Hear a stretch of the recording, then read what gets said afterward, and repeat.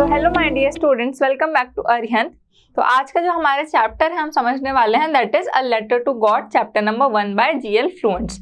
तो आज का हमारा चैप्टर है अ लेटर टू गॉड। ठीक है, चैप्टर किसके बारे में है? अ फार्मर के फेथ के बारे में, अ फेथ ऑफ अ फार्मर। एक फार्मर है जिनका नाम क्या है? लेंचो। लेंचो है हमारी जो स्टोरी है अ लेटर टू गॉड, इसके मेन कैरेक्टर है लेंचो। ठीक है, तो उनके अटूट विश्वास किसके ऊपर है? उनका अटूट विश्वास गॉड के ऊपर, उसके ऊपर ये पूरी की पूरी स्टोरी है। और थ्रू आउट द स्टोरी आप देखेंगे कि जो फेथ जो रहता है ना लेंचो का, वो कैसा रहता है? अनब्रेकेबल रहता है। मतलब पूरा टाइम जो भगवान के ऊपर उनका जो विश्वास है वो अटूट रहता है। मतलब एक मोमेंट के लिए भी वो भगवान पे डाउट नहीं करते।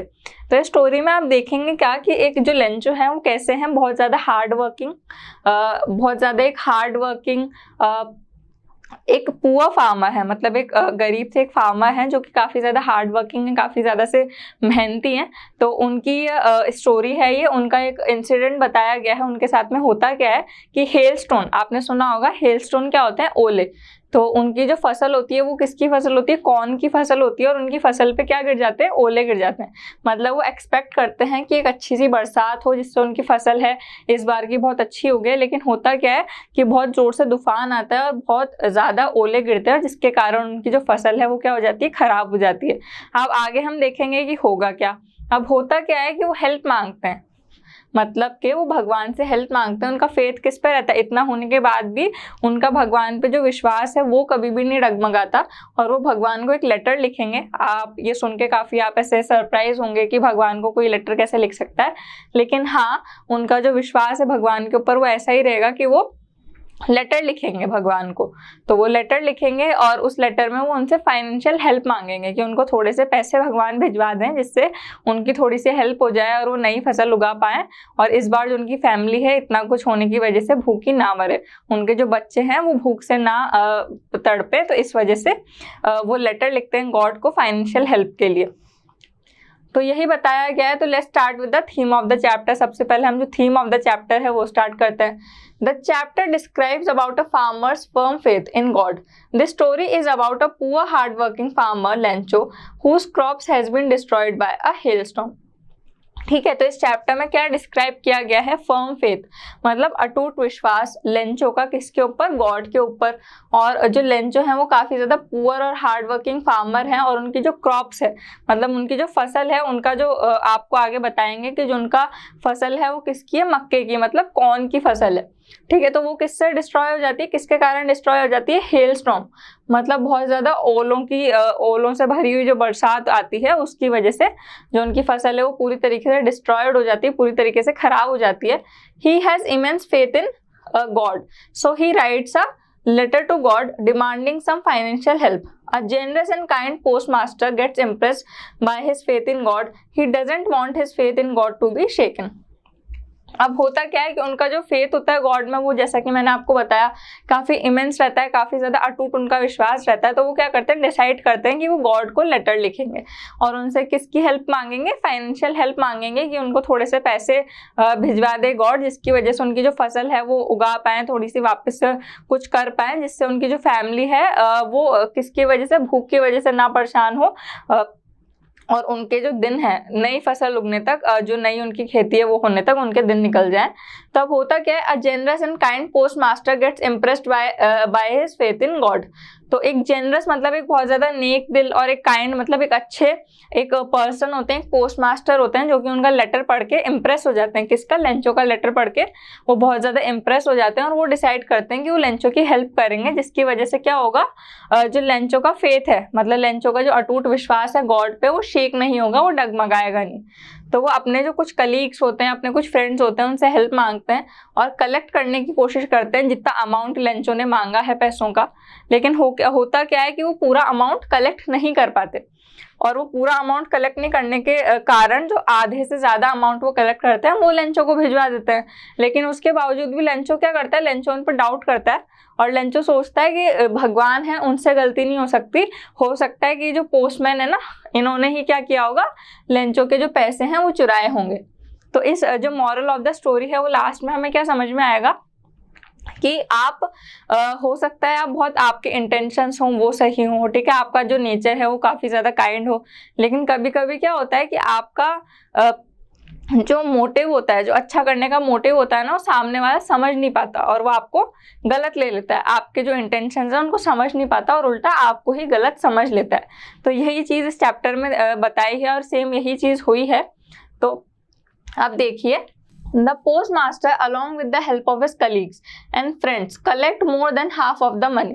ठीक है, अब जो पोस्ट मास्टर है उनके कलीग्स के और उनके फ्रेंड्स की मदद से क्या करते हैं, आधे से ज्यादा जो मनी है वो कलेक्ट कर लेते हैं। But Lencho blames the post office employees of the stealing his money which God sent him and calls them a bunch of crooks. लेकिन जो लेंचो है वो क्या करता है, उनके ऊपर ही इल्जाम लगा देता है कि जो इनकी मनी है ना वो किसने, इन पोस्टमैन्स ने ही वो करी होगी, स्टील करी होगी, चुराई होगी। और उनको क्या बोलता है, a bunch of crooks. Bunch of crooks का क्या मतलब होता है, a group of dishonest people. मतलब डिसऑनेस्ट मतलब जो लोग ईमानदार नहीं होते ना, उन लोगों का एक ग्रुप बोला गया है। उसको क्या बोलता है, लेंचो बोलता है कि जो पोस्टमैन है ना, ये सारे के सारे क्या है, जितने भी एम्प्लॉयज हैं ये कौन है, अ बंच ऑफ क्रूक्स हैं।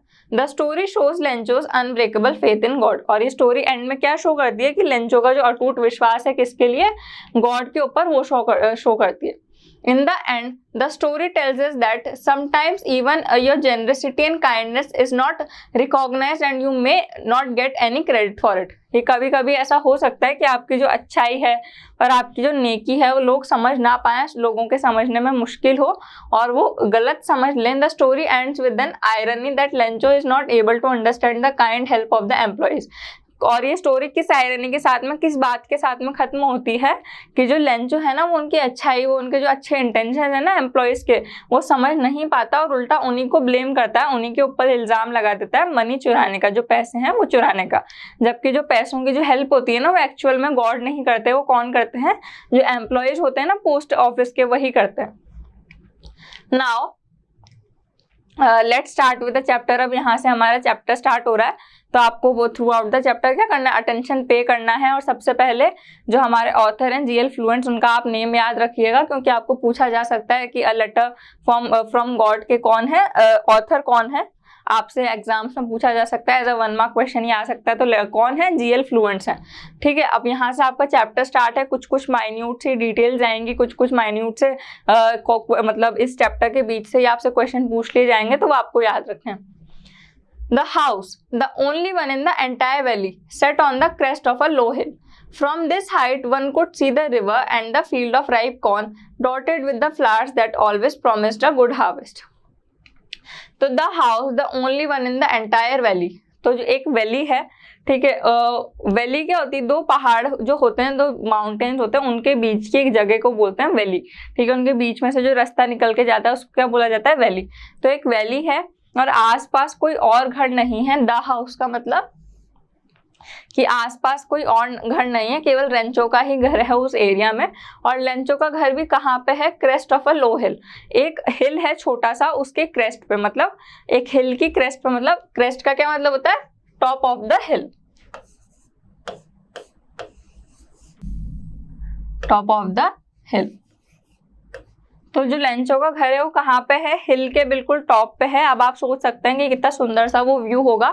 तो जो लेंचो का घर है ना, यहाँ पे हिल के टॉप पे, वहां से पूरी की पूरी उसकी फसल दिखाई देती है, काफी सुंदर सा व्यू दिखता है, पूरा का पूरा जो जगह है ना नीचे की वो दिखाई देती है, रिवर का व्यू दिखता है। तो वहां से क्या दिख सकता है, from this length one could see the river. ठीक है, एक रिवर दिखाई देती है। And the field of ripe corn dotted with the flowers. Dotted with flowers का क्या मतलब होता है, scattered with flowers.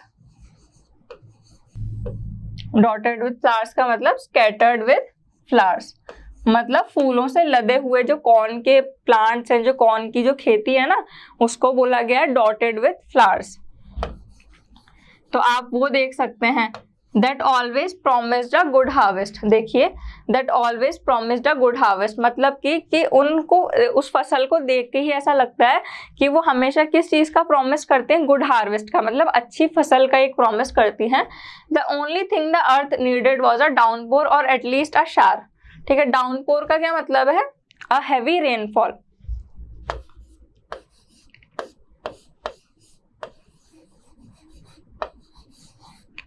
A heavy rainfall। तो तो यहाँ पे बताया गया है कि the only thing earth was needed, इसका मतलब क्या है कि एक लौती चीज, कि केवल एक चीज जो लेंचो की फसल को चाहिए, जो अर्थ को चाहिए, वो क्या है, अ डाउनपोर, मतलब एक बहुत मूसलाधार बारिश, एक बहुत ज्यादा हैवी सी रेनफॉल हो जाए, ठीक है, जिससे क्या हो, जो लेंचो की फसल है ना इस बार की, वो काफी अच्छी हो गए। और अगर इतनी जो भारी है, इतनी जो मूसलाधार बारिश है वो ना हो, तो एटलीस्ट अ शार, मतलब कि एक बौछार ही हो जाए। मतलब इससे क्या बताया गया कि लेंचो की जो फसल है ना, उनको सख्त आवश्यकता है किसकी, रेनफॉल की, पानी की, कि उनको इस बार पानी मिले, जिससे जो फसल है ना उसको उगने में मदद हो। अब आप सब जानते हैं कि जो प्लांट्स है ना उनके लिए वाटर कितना ज्यादा असेंशियल है, ठीक है, प्लांट्स वाटर के बिना ग्रो नहीं कर सकते, उनको केवल सनलाइट और ऑक्सीजन, ये सारी चीजें ही नहीं चाहिए, सॉरी, उनको केवल सनलाइट और कार्बन डाइऑक्साइड ये नहीं चाहिए, उनको क्या चाहिए, उनको चाहिए वाटर, ठीक है, वो भी काफी ज्यादा एसेंशियल है प्लांट्स के ग्रो करने के लिए। Through out the morning Lencho, who knew his fields intimately, had done nothing else but see the sky towards the northeast, ठीक है। अब intimately का क्या मतलब होता है, अ डिटेल्ड नॉलेज, किसी चीज की डिटेल्ड नॉलेज होना। तो यहाँ पे बताया गया है कि लेकिन क्या होता है कि जरूरत जिस चीज की होती है वो होती नहीं है, बारिश होती नहीं है, केवल नॉर्थ ईस्ट की तरफ पूरा स्काई जो रहता है वो खाली रहता है और कभी भी बिल्कुल भी ऐसा साइन नहीं लगता बारिश के होने का। और लेंचो की फसल को किस चीज की जरूरत है, एक बहुत ज्यादा हैवी सी रेनफॉल की जरूरत है, और अगर रेनफॉल ना हो तो एक केवल बारिश की बौछार की जरूरत है, लेकिन फसल को पानी की बहुत ज्यादा जरूरत है। Now we are really going to get some water, woman. The woman who was preparing supper replied. अब सफर क्या होता है, सफर होता है last meal of the day,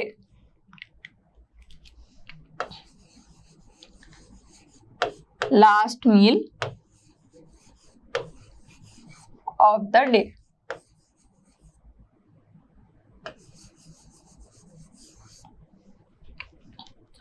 तो यहाँ पे लेंचो बोलते हैं, जो भी उनकी वर्किंग वुमेन होगी या उनकी हाउस वुमेन जो भी होती है, उनसे वो बोलते हैं कि now we are really going to get some water woman, मतलब हो सकता है कि इस बार हमें सच में जो बारिश है वो हो और हमारी फसल को क्या, पानी मिले। The woman who was preparing supper replied, yes God willing. Yes God willing का क्या मतलब होता है, गॉड्स ग्रेस, मतलब जैसे हम बोलते हैं ना कि हाँ भगवान की दया से, तो वैसे ही गॉड्स ग्रेस। तो वुमेन क्या रिप्लाई करती है, वो जो सपर प्रिपेयर करती रहती है ना, वो रिप्लाई करती है ये बात सुन के कि हाँ हो सकता है भगवान की दया से इस बार बारिश हो और अच्छी फसल उगे। The older boys were working in the field while the smaller ones were playing near the house until the woman called to them come for dinner, ठीक है। अब क्या होता है, जो ओल्डर बॉयज हैं, मतलब लेंचो के जो ओल्डर चिल्ड्रन हैं, वो क्या कर रहे हैं, बाहर फसल में क्या कर रहे हैं, काम कर रहे हैं, फील्ड्स में वर्क कर रहे हैं, ठीक है। और जो छोटे बच्चे हैं, जो स्मॉलर किड्स हैं, जो स्मॉलर बॉयज हैं, वो क्या कर रहे हैं, बाहर खेल रहे हैं। और उनको जो वुमेन है वो आवाज लगाती है कि कम फॉर डिनर, मतलब जो डिनर है वो प्रिपेयर हो गया है, खाना खाने के लिए आ जाओ। Now it was during the meal that just Lencho had predicted. Predicted मतलब किसी चीज का assumption होना, किसी चीज को क्या करना, भाप लेना। तो लेंचो ने जैसा भापा था किसके लिए, कि इस बार बारिश होगी, इस बार सच में हमें पानी मिल सकता है हमारी फसल को, तो वैसा ही होता है। जो बड़ी बड़ी सी रेन ड्रॉप्स होती है ना, वो गिरना स्टार्ट हो जाती है स्काई से, मतलब बड़ी बड़ी सी पानी की जो बूंदें हैं, रेन की जो ड्रॉप्स हैं, वो गिरना स्टार्ट हो जाती है। Big drops of rain begin to fall, ठीक है, बड़ी बड़ी सी रेन की ड्रॉप्स होती है, वो फॉल होना स्टार्ट हो जाती है। In the north east huge mountains of the clouds could be seen approaching. Approaching का क्या मतलब होता है, कमिंग।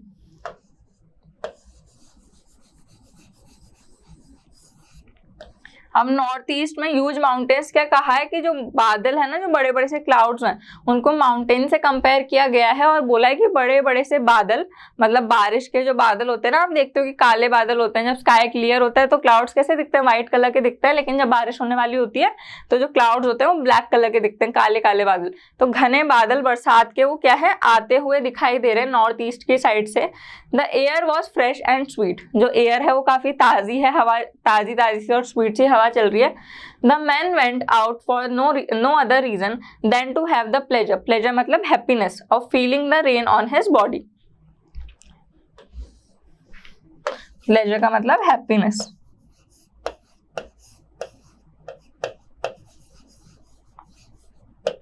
अब द मैन कौन है यहाँ पे? Lencho.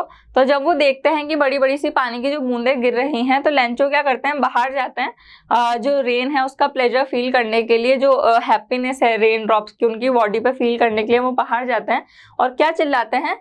When he return he exclaimed, और वापस आते हुए वो क्या बोलते हैं? एक्सक्लेम्ड का क्या मतलब होता है? सेड इन सरप्राइज,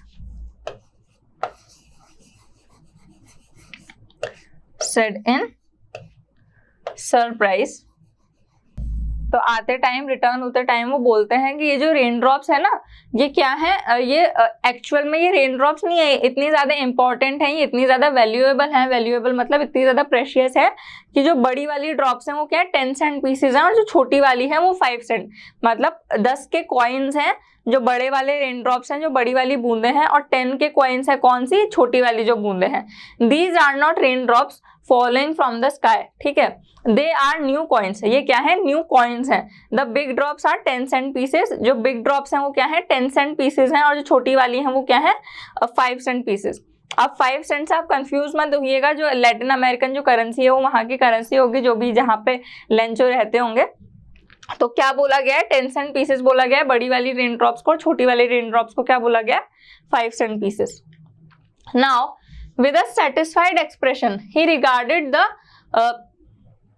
satisfied किसको कहते हैं? संतुष्ट होना, ठीक है, मतलब संतुष्ट उनके फेस के जो एक्सप्रेशन है ना वो काफी सेटिस्फाइड है, काफी सेटिस्फाइड एक्सप्रेशन के साथ में वो क्या बोलते हैं? he regarded the field of ripe corn with its flower draped in a curtain of rain, but suddenly a strong wind began to blow and along with the rain very large hailstone began to fall। तो अब होता क्या है कि जब इतना ज्यादा satisfied और इतने ज्यादा अपने आप में संतुष्ट है लेंचो, जब वो बरसात को गिरते हुए देख रहे हैं और कर्टन की तरह, मतलब पूरी तरीके से जो कॉर्न की फील्ड है ना वो पूरी तरीके से कवर है बरसात से, तो वो अंदर ही अंदर काफी ज्यादा खुश हैं, काफी ज्यादा सेटिस्फाइड हैं। और इतने में ही क्या होता है? बहुत जोर से हवा चलती है, ठीक है, विंड ब्लो होना मतलब बहुत जोर से जो हवा चलती है, और बड़े बड़े से hello stone, large hello stone, hello stone क्या होते हैं? ठीक है, frozen drops of rain, frozen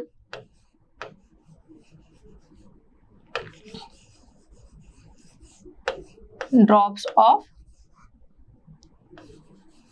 rain, या फिर ओले आप बोल सकते हैं। तो होता क्या है कि बहुत जोर से बरसात के साथ साथ क्या है, एकदम से बहुत जोर से हवा चलती है, बड़े बड़े से ओले गिरना स्टार्ट हो जाते हैं। These truly did resemble new silver coins. The boys exposing themselves to the rain ran out to collect the frozen pearls.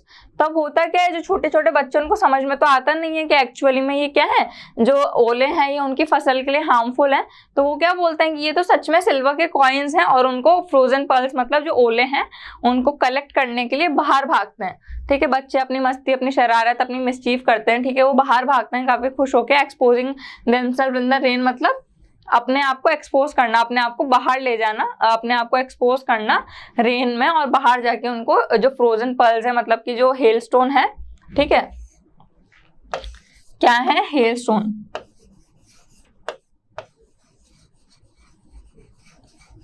इनको कलेक्ट करने के लिए बाहर भागते हैं। तो अब होता क्या है, it's really getting bad now exclaim the man. तो अब जो लेंचो है वो क्या बोलते हैं कि सच में ये तो बहुत ज्यादा बुरा हो रहा है। एक्सक्लेम द मैन मतलब लेंचो बोलते हैं ये चीज।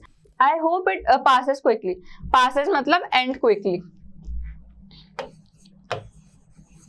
कि मैं विश करता हूँ कि जल्दी से जल्दी ये चीज एंड हो जाए, खत्म हो जाए। लेकिन होता क्या है, it did not passes quickly, कि जल्दी से वो चीज खत्म नहीं होती, जल्दी से जो ओलों का गिरना है वो रुकता नहीं है, वो खत्म नहीं होता।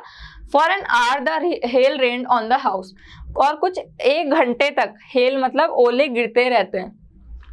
The garden, the hillside, the cornfield, on the whole valley the field was white as it covered with salt. ठीक है, अब क्या होता है कि पूरे गार्डन में पूरी की पूरी जो कॉर्नफील्ड है मतलब जो मक्के की जो फसल है उसमें, ठीक है, पूरी की पूरी जो होल वैली है मतलब पूरी की पूरी जो वैली है वहां पे क्या होता है, ऐसा लगता है कि जो पूरी की पूरी वो किससे कवर्ड है, सॉल्ट से, मतलब नमक से कवर्ड है।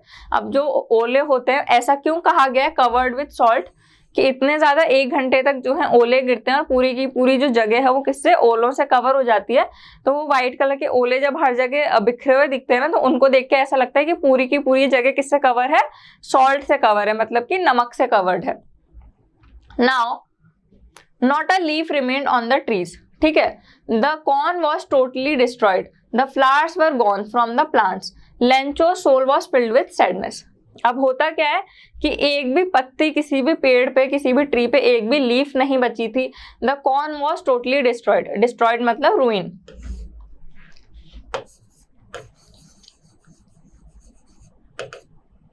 रूइन होना या फिर डिमोलिश होना,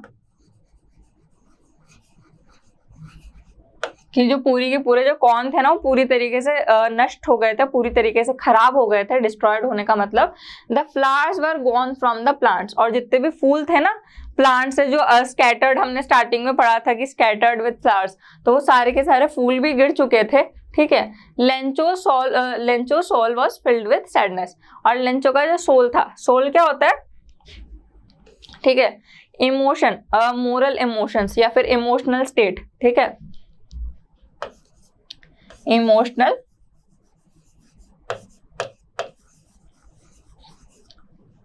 emotional state.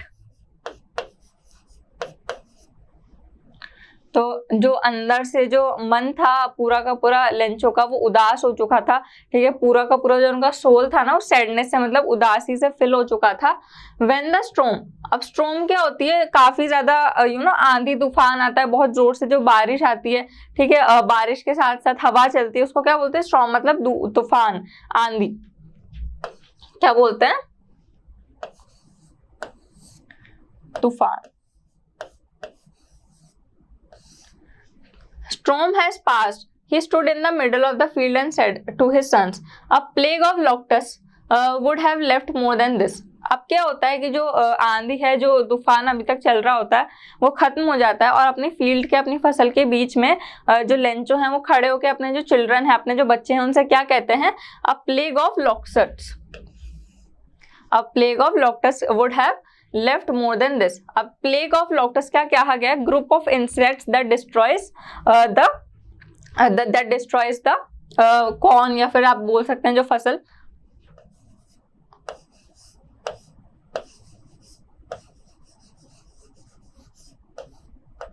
a group that destroys the crops।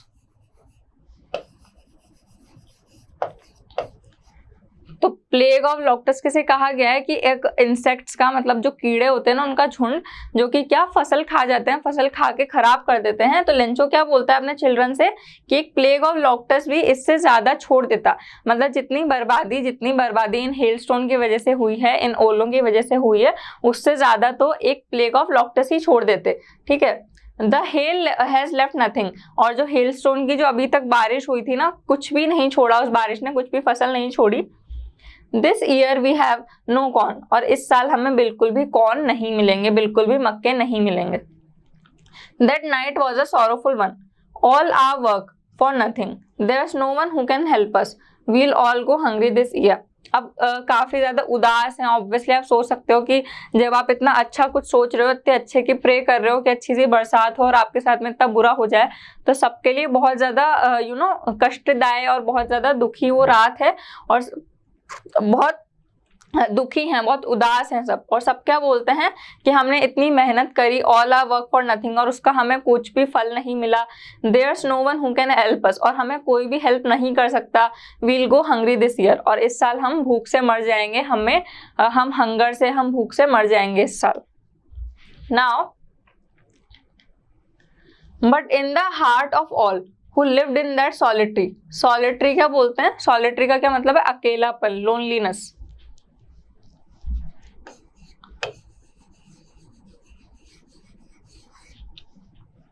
ठीक है। In the heart of solitary house in the middle of the valley there was a single hope, ठीक है। अब उस जगह पे सारे के सारे जो सबके हार्ट थे वो अकेले थे और बिल्कुल होपलेस हो चुके थे, लेकिन एक इंसान, एक उस पूरी वैली में किसको उम्मीद थी, there was a single hope, एक सिंगल होप थी, हेल्प फ्रॉम गॉड, ठीक है। हेल्प फ्रॉम गॉड मतलब भगवान से मदद। Don't be so upset even though this seems like a total loss. Remember मतलब to remind, ठीक है. No one dies of hunger, ठीक है. अब यहाँ पे कौन बोलता है, जो लेंचो है वो बोलते हैं कि है ना, हाँ ऐसा हो सकता है कि ऐसा लग रहा हो कि पूरी तरीके से सब कुछ खत्म हो चुका है और हमारा बहुत बड़ा लॉस हो चुका है, लेकिन ये याद रखिए कि भगवान होते हैं ना जहाँ पे, वहां पे कोई भी भूख से नहीं मरता, वहां पे कोई भी भूखा नहीं मरता. That's what they say, no one dies of hunger. और सब लोग क्या बोलते हैं, जो गॉड क्या बोलते हैं कि कोई भी भूख से नहीं मरता, ठीक है. कभी भी भगवान इतना बुरा किसी के साथ में नहीं कर सकते. So now, all through the night, Lencho thought only of this one hope, ठीक है. और पूरी रात जो लेंचो है वो केवल इसी होप के बारे में, इसी एक चीज के बारे में सोचते रहे कि जो हमारी भगवान है ना, द हेल्प ऑफ गॉड, कि जो हमारी भगवान है वो क्या करेंगे, मदद करेंगे. whose eyes as he had been instructed मतलब taught, ठीक है. see everything even that is deep in one's consciences मतलब inner sense of right and wrong.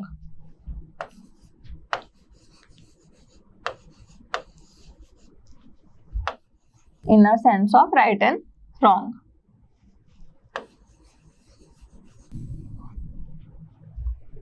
तो होता क्या, कॉन्सेंसस क्या क्या है, अंतरात्मा, सही या गलत को पहचानने की अंतरात्मा. और यहाँ पे लेंचो क्या बोलते हैं कि जो भगवान है ना, उनकी आंखों को सब कुछ दिखता है. और ठीक है, even what is deep in one's consensus, और सही गलत सब कुछ पहचान में आता है, सही गलत सब कुछ दिखाई देता है किसको, भगवान की आंखों को. Lencho was an ox of a man. Ox of a man क्यों कहा गया है कि जो ऑक्स होते हैं वो काफी ज्यादा हार्ड वर्किंग होते हैं ना, तो लेंचो को किससे कंपेयर किया गया, ऑक्स से कंपेयर किया गया है, मतलब very hard working. He is very hardworking.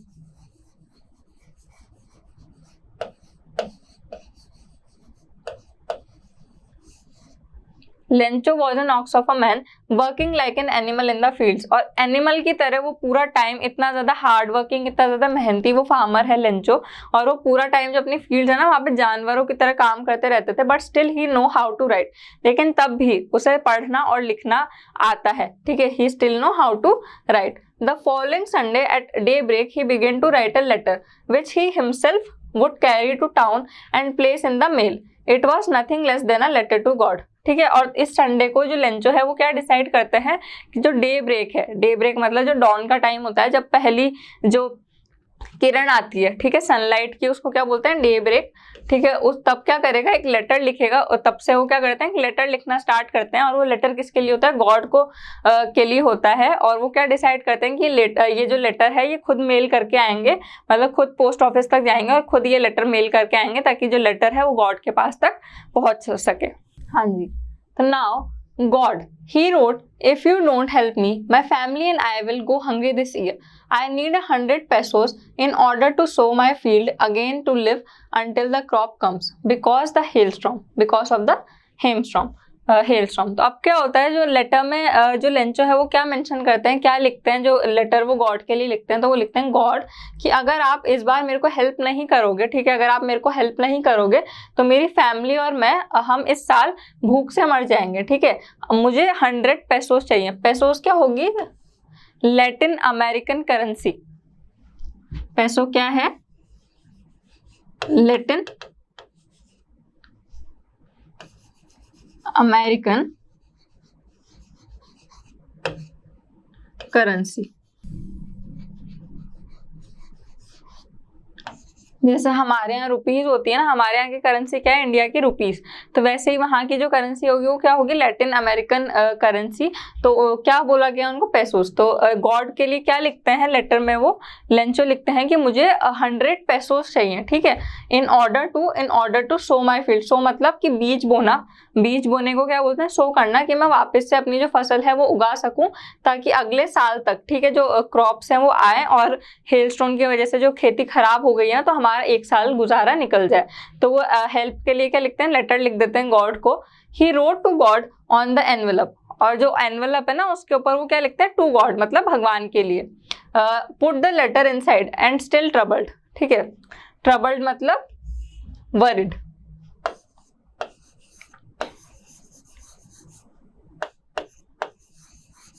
Letter को वो मेल करने के बाद, मतलब लेटर को वो मेल बॉक्स में डालने के बाद भी अभी भी परेशान है और वो कहाँ चले जाते हैं, टाउन, अपने जो टाउन है वहां पे वापस चले जाते हैं।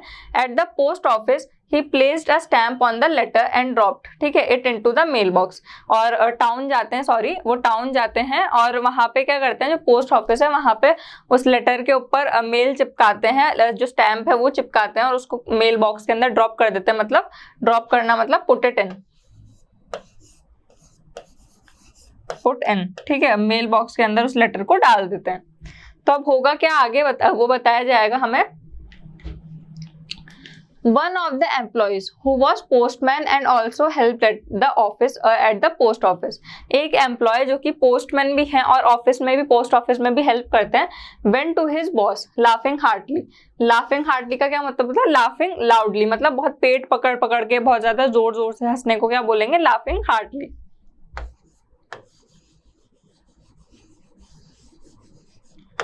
laughing loudly।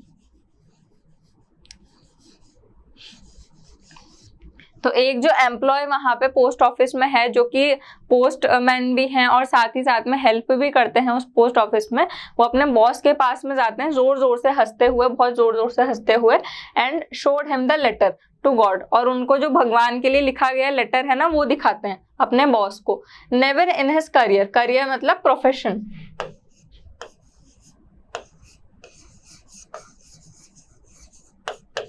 उन्होंने अपने प्रोफेशन में अभी तक भी किसी इंसान को भगवान को लेटर लिखते हुए नहीं देखा होगा। As a postman had he known that address, ठीक है, उसको पोस्टमैन को वो एड्रेस नहीं पता होगा, मतलब भगवान के पास तक जाने का जो एड्रेस है वो नहीं पता होगा, ठीक है।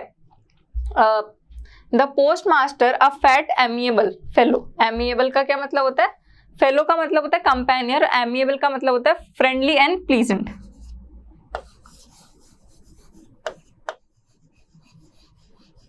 Friendly and pleasant.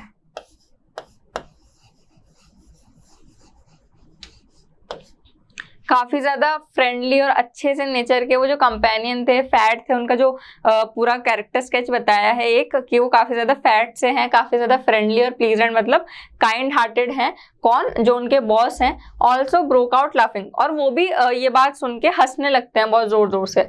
But almost immediately, और एकदम से, इमीडिएटली मतलब इंस्टेंटली, एकदम से, ही टर्न सीरियस, और क्या हो जाते हैं, वो सीरियस हो जाते हैं। And tapping the letter, tapping का क्या मतलब होता है, स्ट्रोकिंग।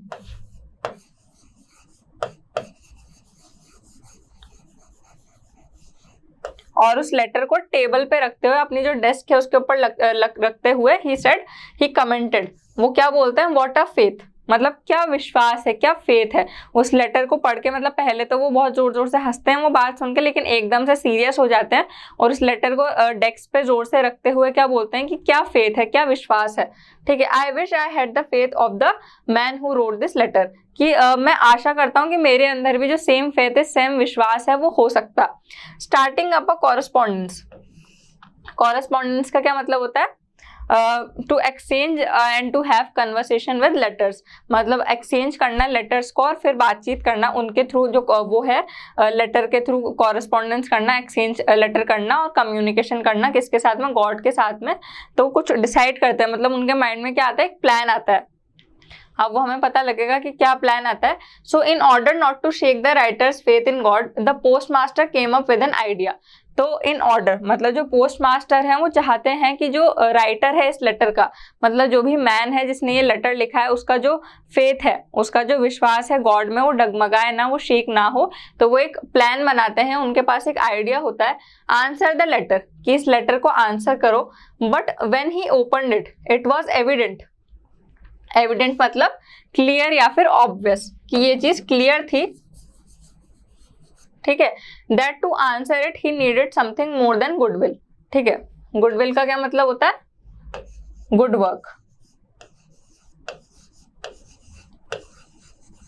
तो जब पोस्ट मास्टर उस लेटर को, वो ये सोचते हैं ना कि इस लेटर को आंसर करो, तो जब वो लेटर को खोल के पढ़ते हैं ना तो तब उनको समझ में आता है, ये चीज़ काफ़ी ज़्यादा क्लियर है कि केवल अच्छाई और केवल अच्छे नेचर ही इस और अच्छे से लिखना ही इस चीज़ की हेल्प नहीं कर सकता, इस लेटर का रिप्लाई नहीं कर सकता। इन्हें क्या चाहिए होगा एक्चुअल में, इंक एंड पेपर नहीं, इनको पैसे चाहिए होंगे, इनको जो पैसोस हैं वो चाहिए होंगे, जिसकी हेल्प किसने मांगी है, लेंचो ने मांगी है। इंक एंड पेपर, ठीक है, केवल गुडविल मतलब केवल जो गुड वर्क है वो, और जो इंक एंड पेपर है वो केवल यहाँ पे हेल्प नहीं कर सकता, ये चीज़ काफ़ी क्लियर हो चुकी थी, ठीक है। But he stuck to his resolution, लेकिन अपने रिजोल्यूशन किसको कहते हैं, firm decision.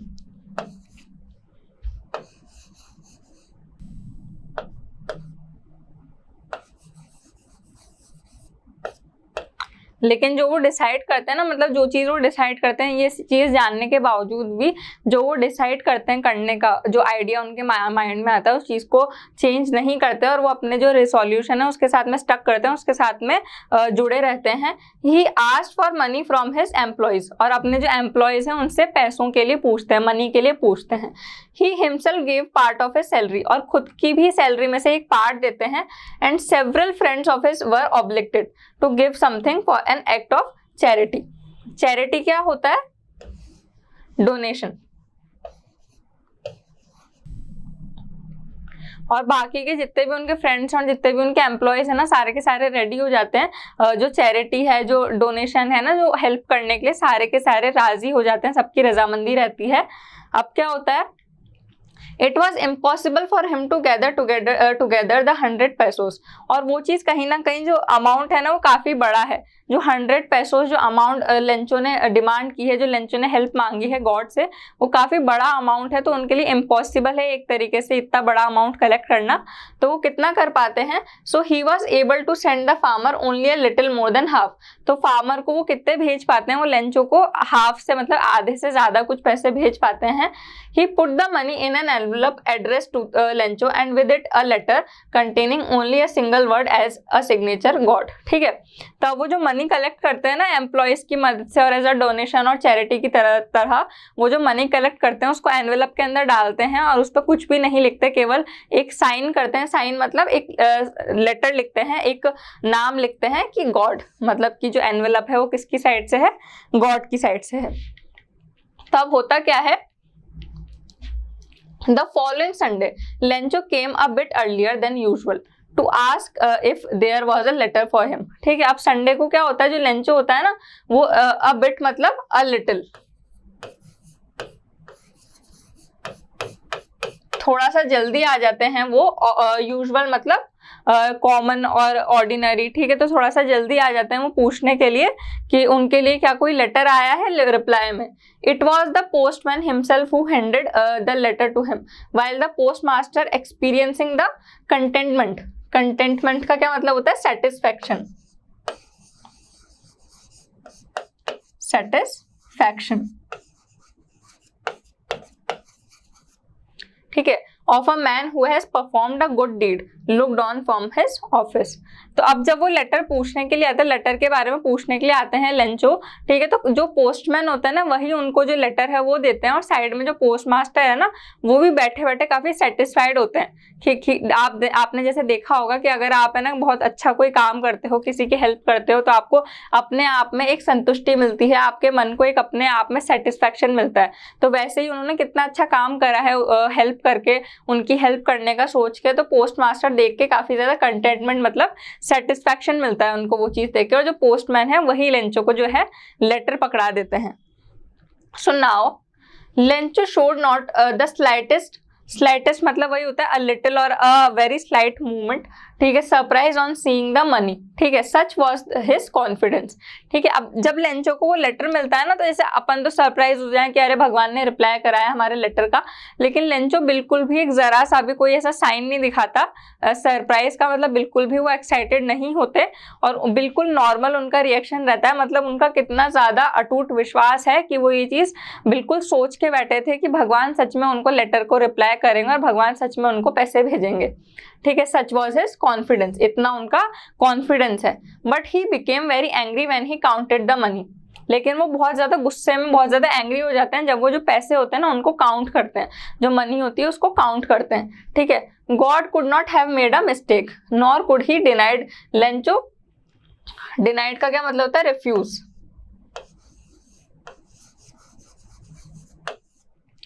Lencho what he had requested, ठीक है। अब लेंचो है ना, जब वो मनी को काउंट करता है तो ये चीज तो हमें पता है ना कि जो मनी है वो पूरी नहीं है, पूरा अमाउंट वो लोग कलेक्ट नहीं कर पाए थे एम्प्लॉयज। तो जब लेंचो को वो लेटर मिलता है, वो एनवेलप मिलता है और लेंचो मनी को काउंट करता है तो बहुत ज्यादा गुस्से में वो हो जाता है, बहुत ज्यादा गुस्सा आ जाता है उनको। और वो ये चीज बोलते हैं कि जो गॉड है ना उनसे मिस्टेक नहीं हो सकती, उनसे गलती नहीं हो सकती और वो मेरी मदद करने से भी मना नहीं कर सकते, ठीक है, क्योंकि मैंने उनसे रिक्वेस्ट की थी। Now immediately Lencho went up to the window to ask for paper and ink. और जल्दी से, इमीडिएटली मतलब इंस्टेंटली, लेंचो जो है विंडो पे जाते हैं और पेपर और इंक के लिए पूछते हैं, इंक के लिए रिक्वेस्ट करते हैं। On the public writing table he started to write with much wrinkling on his brow. अब क्या होता है, वो पब्लिक राइटिंग टेबल पे जाते हैं और वहां पे क्या करते हैं, राइट करना, लिखना उस लेटर में स्टार्ट कर देते हैं। अब देखना है कि अब क्या लिखेंगे वो लेटर में। caused by the effort he had to make to express his ideas, ठीक है। अब उनको काफी एफर्ट डाल के अपने जो आइडियाज है, अपने वो एक्सप्रेशन को एक्सप्रेस करना पड़ रहा था। when he finished he went to the window to buy a stamp which he licked and then affixed. affixed मतलब to paste, to paste मतलब चिपका देना, ठीक है। to the envelope with a blow of his fist, ठीक है। Fist का क्या मतलब होता है? हैंडफुल।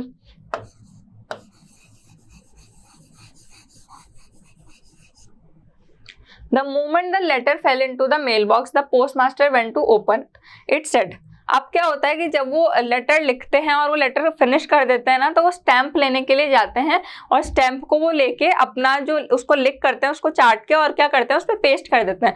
जोर से उस पर अपनी फिस्ट मार के, जोर से उस पर अपनी मुट्ठी मार के उस लेटर से वो जो स्टैंप है वो पेस्ट कर देते हैं और फटाफट से उसको क्या करते हैं, मेल बॉक्स में डाल देते हैं। Now, the moment the letter fell into the mailbox, the postmaster went to open it. अब जैसे ही वो मेल बॉक्स के अंदर जो लेटर है वो गिरता है, वैसे ही जो पोस्ट मास्टर है फटाफट से जाते हैं और उसको लेटर को पढ़ने के लिए।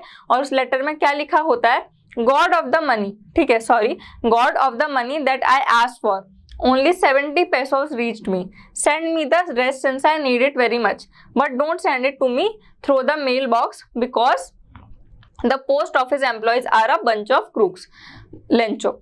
अब वो क्या लिखते हैं कि गॉड आप के जो आपसे मैंने हेल्प मांगी थी पैसों की, ठीक है, मेरे पास में पैसे पहुंचे तो हैं लेकिन केवल 70 पेसोस पहुंचे हैं।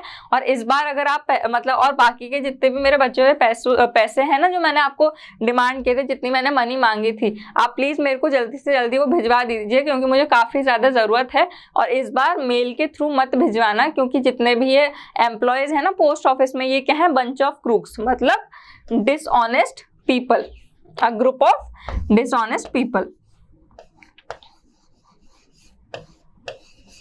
group of dishonest people,